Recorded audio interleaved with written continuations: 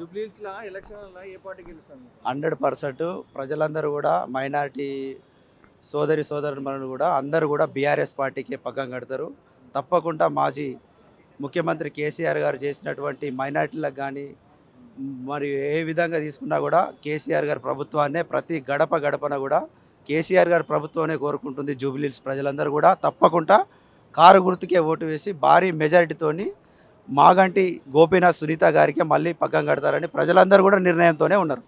మరి BRS కోటేస్తే BJP కోటేస్తున్నట్టు Revanth అన్న ఒకటి విషయం ఏంటంటే బీఆర్ఎస్ కోటేస్తే బీజేపీకి ఓటేసినట్టు ఎట్లా అవుతుందన్న? మరి కాంగ్రెస్ ఉన్న బీజేపీ కూడా సెంట్రల్లో ఉన్నాయి. ఇక్కడ ఏం అభివృద్ధి చేసింది అన్నట్టుగా మరి ప్రజలకు కూడా తెలిసే కదా అన్న. తప్పకుండా బీఆర్ఎస్ పార్టీ 101% కూడా బీఆర్ఎస్ పార్టీ గెలుస్తుందని పూర్తి స్థాయి నమ్మకం జూబ్లీస్ ప్రజలందరూ కూడా కోరుకుంటున్నారు.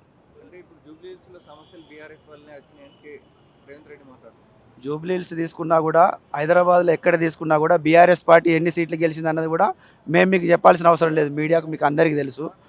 ఇక్కడ కేటీఆర్ గారు కానీ హరీష్ రావు గారు కానీ సీఎం మాజీ ముఖ్యమంత్రి కేసీఆర్ గారు ఎంత అభివృద్ధి చేసిండు. ఐటీ రంగంలో కూడా కేటీఆర్ గారు ఏం చేశారు అన్నది కూడా యువతకు తెలుసు, ఓటర్లకు తెలుసు, అందరికీ తెలుసు. ఆటో వాళ్ళ పరిస్థితి ఏమైంది? అలా రేషన్ బంద్ చేస్తామంటుండు. ఆటో వాళ్ళకి ఇస్తా అన్న 12,000 రూపాయలు ఎందుకు ఇవ్వడం లేదు? అది కూడా మేము కాంగ్రెస్ ప్రభుత్వాన్ని ప్రశ్నిస్తున్నామన్న. ఎందుకు ఇస్తలేరు?